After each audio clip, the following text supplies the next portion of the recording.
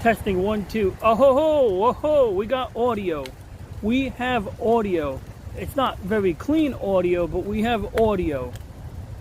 Alright, we're gonna connect the external camera in a moment. So basically what I was doing was, normally I would connect my secondary phone to my primary phone, and that would allow us to have Bluetooth sound, which has noise cancellation, coupled with, you know, just everything I need. Like, it works. But when I use my primary phone, I can't use the Bluetooth, which I'm trying out right now because I'm a sadist. I hope it works. So,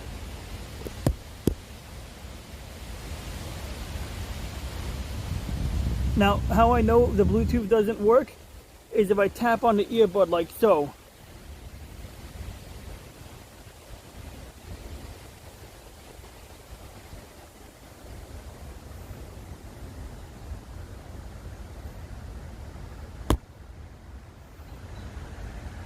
See?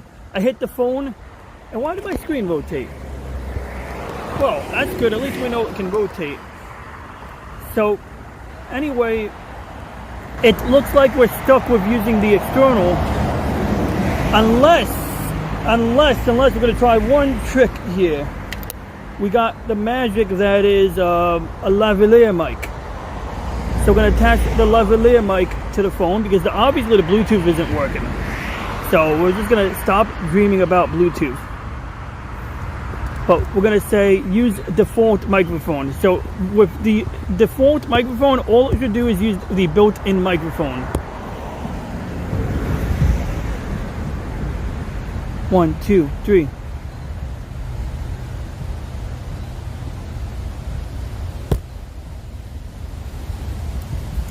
Okay, now we're going to plug it in.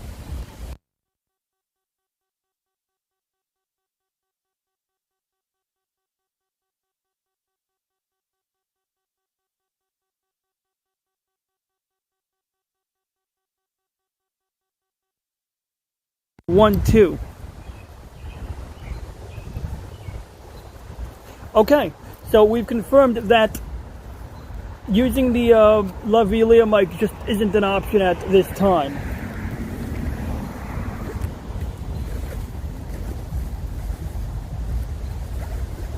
So really my best bet will be to utilize, and we're going to go ahead and connect the external camera right now. This is the Garmin Virb Action Camera. It's basically a GPS camera. And because the software says that the built-in camcorder, which is, you know, the video camera microphone, is better, we're going to use that. And so now we got that. And then we're going to run the screen recorder again. Oh, and we got to make sure it works. So I'm so sorry that I keep doing this, but I don't want to make 5 trips back into this app because it's very hard to navigate in and out of this app a dozen times. So this is annoying because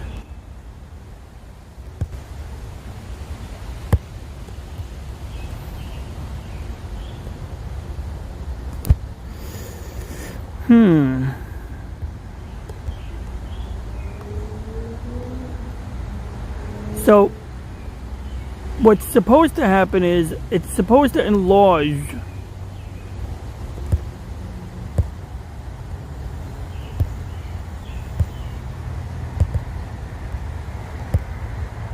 It's supposed to enlarge the camera view for this one here.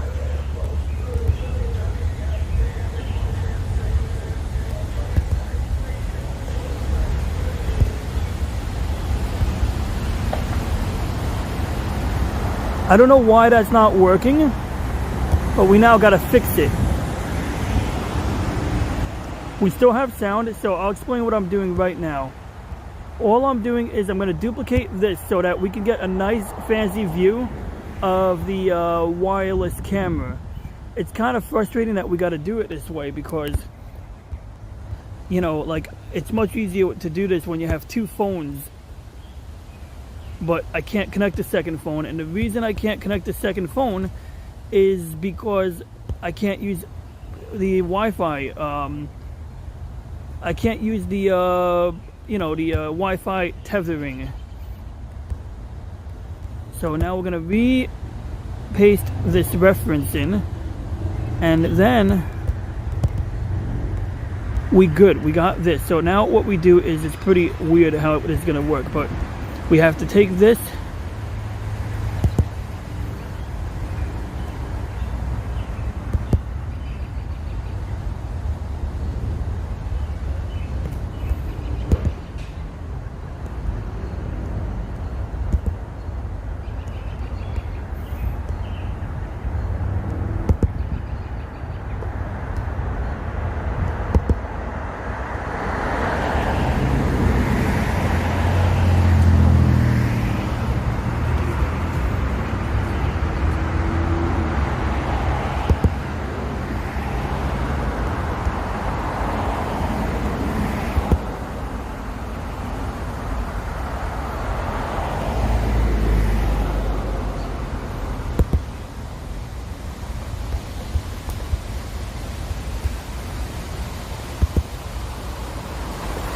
and so now we should have both picture and sound.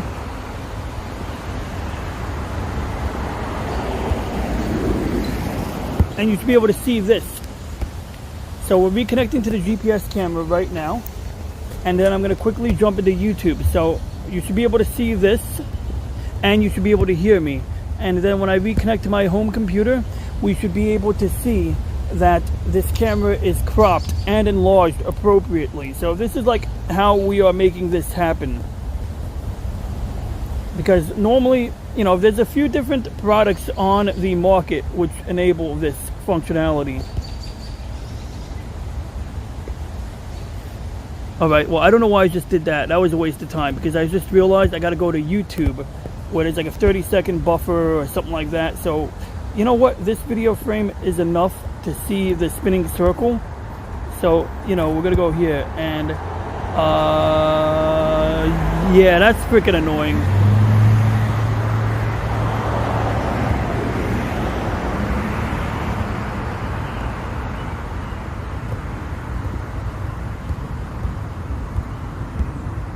Yeah, I wasted so much time. This is supposed to be like a leisurely bike ride. My phone is saying that I've been riding my bike for 40 minutes. My watch has been saying that.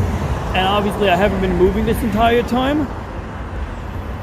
So what we're going to do is, in a moment, we're going to do a little finagling here. But first and foremost, I need to figure out what the hell.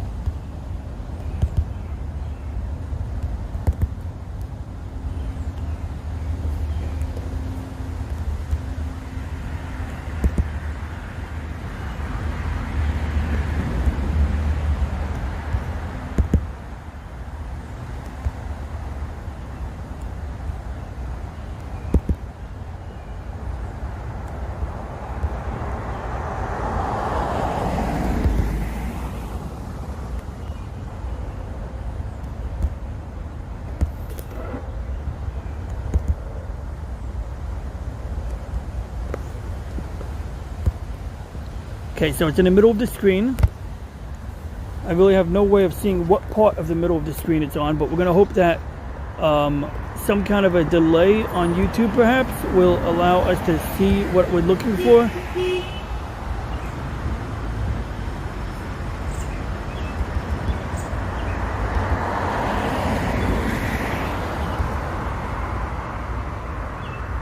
Is that it?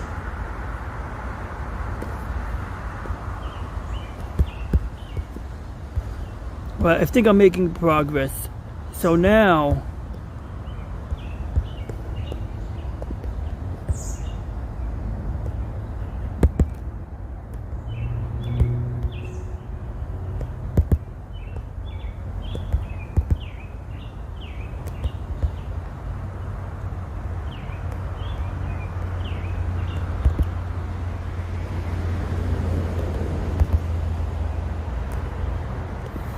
all right, 1 Mississippi, 2 Mississippi, 3 Mississippi, 4 Mississippi, 5 Mississippi, 6 Mississippi, 7 Mississippi, 8 Mississippi, 9 Mississippi, 10 Mississippi. Wrong app.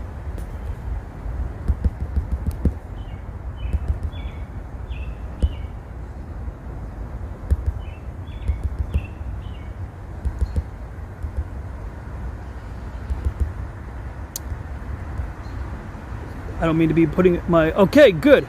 That's what I'm looking for. So that will do adequately for now.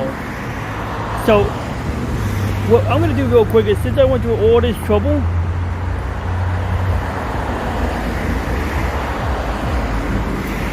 I want to make sure that this camera is actually connecting to my my watch.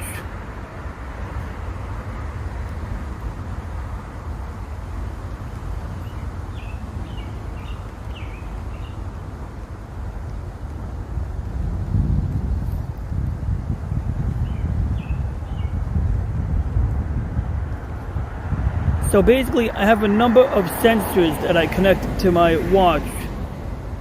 So what we do is we got to go into the settings on my watch and actually tell it to broadcast.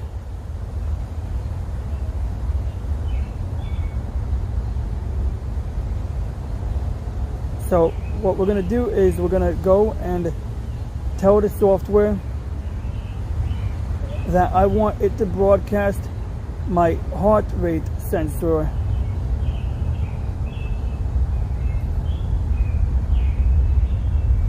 And so what we're doing,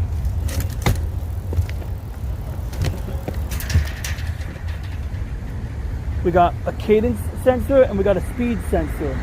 So what we just did was we told it connect to the cadence sensor and the speed sensor, and then we have to tell the this device that we need to connect it to my heart rate sensor. So what we're going to do is we're going to say, we're going to look for sensor settings.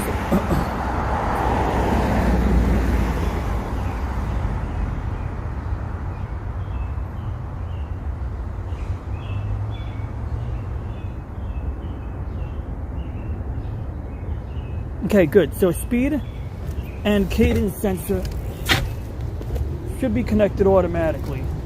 Now the question is my heart rate sensor connected? Well, looks like I have to tell the watch, the camera, I have to tell the camera to pair a new heart rate sensor. So it should be looking for one. And there we go. Now it's got my heart rate. Because I figure after going through all this heartache, I don't think it would be crazy to like ask the camera to you know, do one of its premier functions. So one of the premier functions of this camera is that it can actually track the heart rate.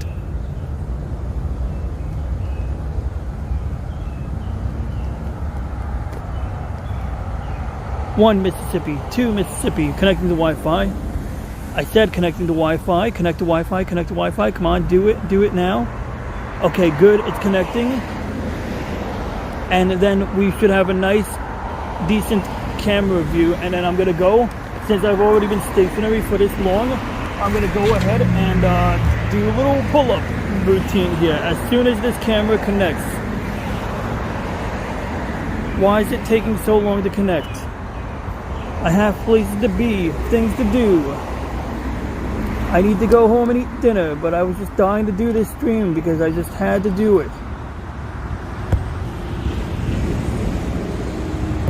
Alright, I'm impatient, so I just told it to like do it again.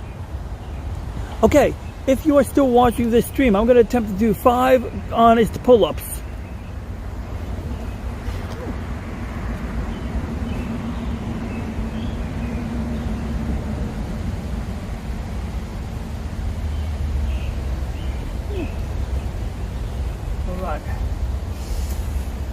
That was actually a progress improvement from last time, and I'm not going to keep checking YouTube, but I just want to see. I see, okay, it looks like one person might be watching, unless that's just me watching my own stream. Don't worry, the camera will reconnect automatically. We're going to just bang out 5 more, maybe we'll do a chin-up, I don't know. When I'm at home, I like to rotate.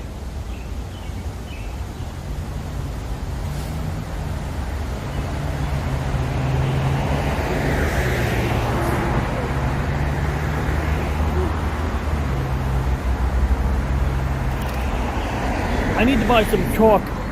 You know, they say buying chalk gives you better grip. Oh, and I'm gonna turn on my lights. I have like 5 different lights on my bike, well, like 3 different lights, but I just turn on the headlight. And well, I gotta add more tape to the light, but for now this will do. I'll do some chin-ups. These might be hard.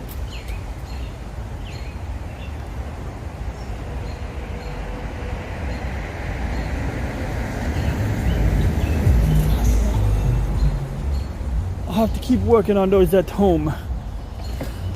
I could probably do 3 more, but I feel like I'm gonna get blisters on my hand if I keep at it. So let's just finish this bike ride.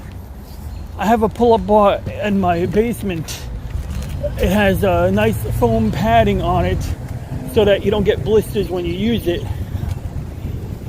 But like I said, I recently learned that mountain climbers and climbers of all types, they use chalk. And so, for example, I saw this video the other day where it looked like a 12-year-old was climbing up the side of an office building, and somebody was using a camera looking out the window watching this kid. Turned out he might have been like 19 years old, and he had a bag of chalk on his belt, and it turns out that's actually a thing. So what a chalk bag does is when you do gymnastics, although when you do gymnastics you're not going to carry a bag of chalk. When you do gymnastics, when you do mountain climbing, you use chalk. And so the gymnasts, they put chalk on their hands before they do the pole, you know, whatever thing they do when they pull up on that pole. Acrobats in the circus, acrobatic people, they also use chalk to give them better grip when they're 100 feet above everyone. And in mountain climbing, like I said before, yeah, like mountain climbers will literally wear a bag of chalk on their belt. And they could reach into their belt, they could reach into the pocket of their bag at any time in order to put more chalk on their hands. And this makes it so that, once again, they can easily grip the mountain. Now,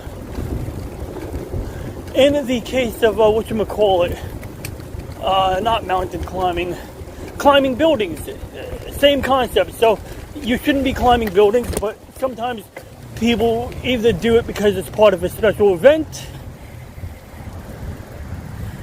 or sometimes they do it because they don't care.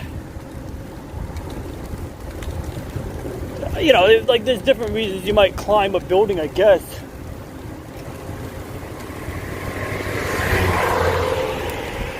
Sorry, just to play with my camera.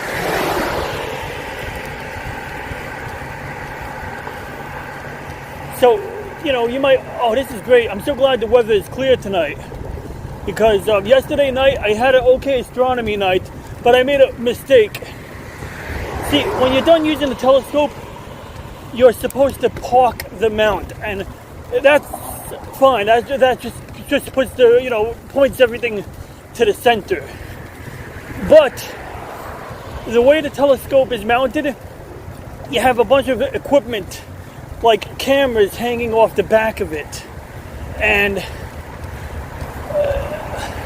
you know, cameras. You have a camera, and you got other things that connect to the back of the telescope that allow me to take pictures. And this is fine and dandy, except that when you get towards the end of the night, there's a very good chance that part of the telescope is going to bump into the tripod. And that's not good because, you know, it's usually just inconvenient, but you could conceivably burn out a motor. You could definitely burn out some kind of motor. Although I've never burned out any motors, what happens is when the telescope bumps into the tripod, it forces me to realign the telescope. So even if it was like perfectly aligned the night before, you lose your alignment when, you know, the motor, you know, basically it's because the motor encounters slippage. And so after last night, because the back of the telescope bumped into the tripod, if I told the telescope to point at the moon tonight, it would be way off target. Now the good news is I did most of the calibration that makes it easier to align it. So I should be able to do a simple alignment tonight, since I already did the major complex polar alignment. But getting back on topic of this bike, so right now I still need to see if I can find, I gotta find my headphones that have a built-in microphone and see if they work while streaming on this phone. Because this is the only phone I can currently use for Wi-Fi streaming, for using my Wi-Fi camera. Now that I think about it, I have an option. I could just put my SIM card into my secondary phone, and that would work. So I think what I'm going to do is, between tonight and tomorrow and Wednesday, whoa, that was a deep puddle. Between tonight, tomorrow, and Wednesday, I'm going to clean up my secondary phone. And I already did that. I already dumped a lot of data off of that phone so that I can clean up the memory and so that I can organize things, that I can make it easier for me to find things. Because I had like audiobooks on my old phone that I had nowhere else. So it's nice to be able to get those audiobooks back.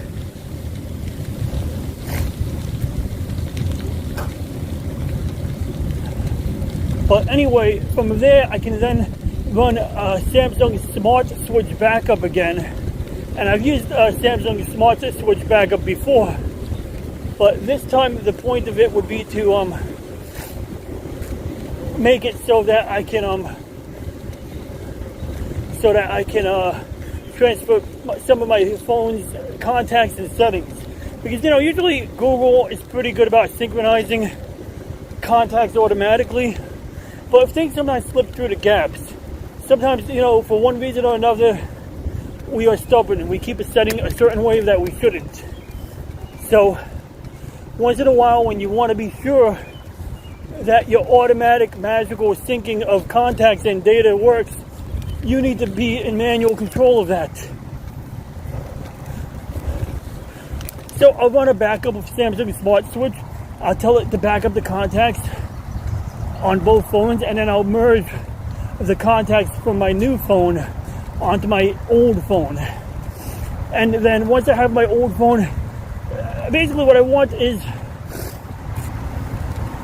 I want to clean the junk off of both phones, and then I want it so that whatever I'm currently using on my new phone, I want it to be available on my old phone. And most of the apps are there. I can do text messages and I can do things like that, but audiobooks work. So when I play an audiobook on my second phone, it automatically knows to pick up from where I left off. So there's like a lot of good, automatic synchronization. But then I have a few audiobooks that I bought from a different, company, and those don't automatically sync. So stuff like that. And there's like a few apps that I never used on my old phone before, but they might come in handy. So if I'm gonna, do bike streaming with my old phone by putting my SIM card into it, I'm gonna need to just make sure that it can do everything my main phone can do.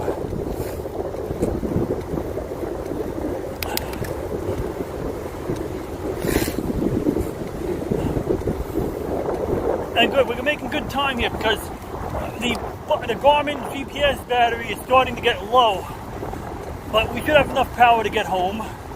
Not that I need to record going home, but the point of these bike streams, I just want to have it so that I could run a stream, monitor the chat, talk to people while I'm riding my bike, and maybe share some interesting bicycling facts. In order to do this, I want decent audio. It doesn't have to be perfect, but I want good audio or decent audio. And so, by using my old phone I was able to use my headphones, so that seemed to be pretty good. But that's another thing. This stream today will allow me to compare the audio from my headphones to the audio from my built-in microphone on my phone. Oh, the regular microphone. Oh shit.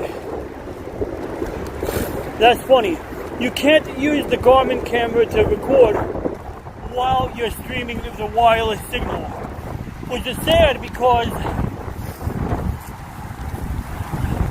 the way this camera works, when you're not live streaming, when you're recording it, like just regular recording, it records your heart rate along with the video. So when you're done, when you go to edit your video, you can actually put like a little counter on the screen. So you can have like on the top right corner, you can put a map with a little dot on it showing where you are.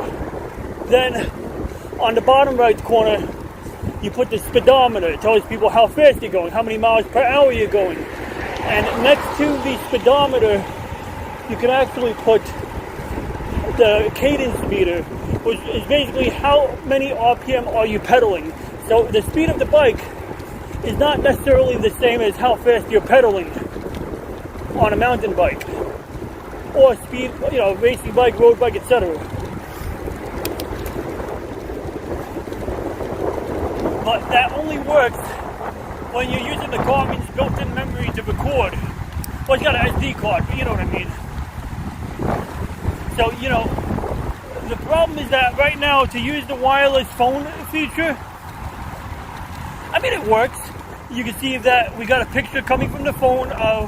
We got a picture coming from the Garmin camera, and it's transmitting video wirelessly to my phone. But I had to finagle it a little bit, especially because my newer phone doesn't let me turn it sideways. I'm pretty sure it doesn't. Let's see what happens. Yeah, so some apps will go sideways, but most apps will not go sideways when I rotate them.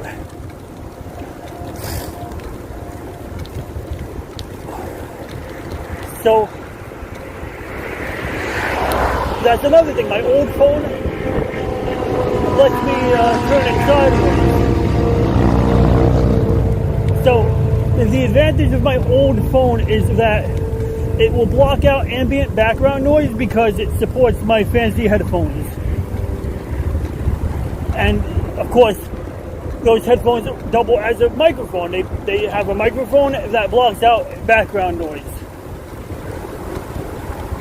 Number two, my old phone allows me to turn it sideways when it's in phone mode. It's not like my new phone which folds in half. So by turning it sideways, I can stream a higher quality video image than I can right now. And thirdly, that's basically it. It's got a bigger screen, I guess. Technically, my tablet phone has a larger screen, but only if I put it in tablet mode. But I think that I'd rather use my old phone because when you put this phone into tablet mode, when you put my new phone into tablet mode, it becomes quite delicate. The screen on the inside, the folding screen, is a relatively softer texture. If a rock falls on top of it, if my bike turns upside down, even if the screen doesn't crack, it will get messed up if something puts a lot of force on it. And plus, it's a tablet, so if it's a folding phone, it's unfolded. Hell, I guess if you drop it the right way, the phone might even snap in half. So we don't want anything like that happening. And also, my old phone, it is waterproof. It is waterproof. It is probably more drop-proof than my new phone because it's a single solid piece. But I think what I'm going to do is I'm going to buy the wireless module for my my gimbal camera, my GPS camera. Not my GPS, basically the DJI drone company makes cameras. I have one of their cameras.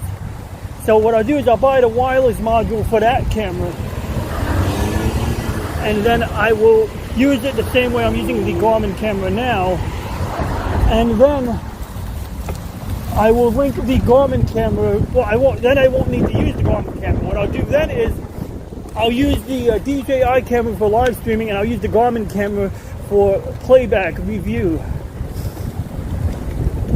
Yeah, then you could use it for replay.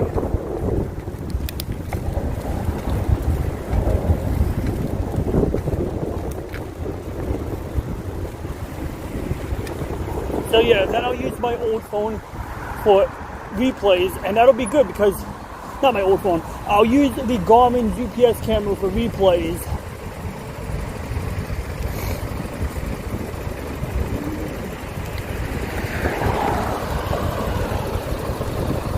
And then by using the Garmin GPS phone, so in other words, okay, so I'll use the drone camera for live streaming along with the front camera on my phone.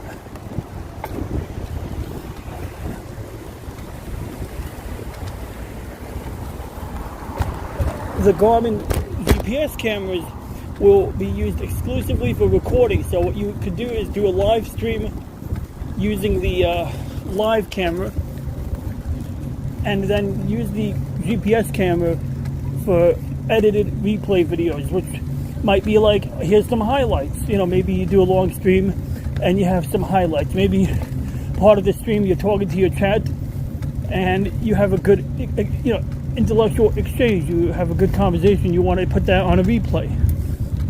And the cool thing is, by having the GPS cameras recording for replays,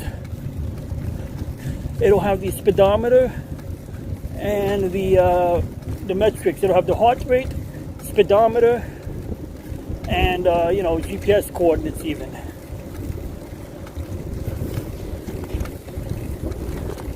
Really all I want is to have so by doing the replays with the GPS camera, we can have a little map on the corner of the screen, sort of like a video game map.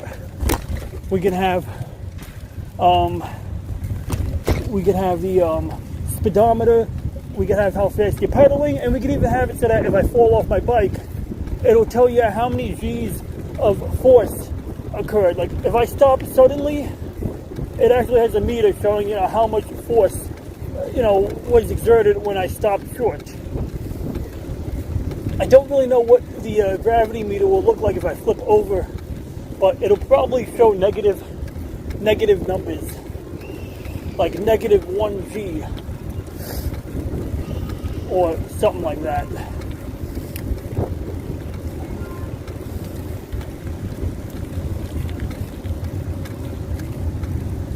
Either way, I think if we do live streaming while recording with the Garmin cameras, we'll have a really good combination.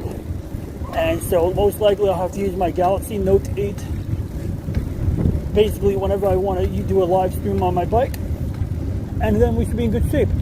So at this point, what I'm going to do is I'm going to make sure I order any additional mounting hardware that I need. I ordered a number of mounting brackets, so once I find my second Garmin GPS camera, I can link the two cameras together so that I can have replays from the front and back. And so I have a special mounting arm that allows me to mount it to the back of my bike around the cargo rack. And then finally, once again, we get the wireless transmitter module for my drone camera, the gimbal stabilized camera, and then I think we'll be in pretty good shape. So that's what's coming, maybe even as soon as next week. Maybe. We'll play it by ear and see what happens.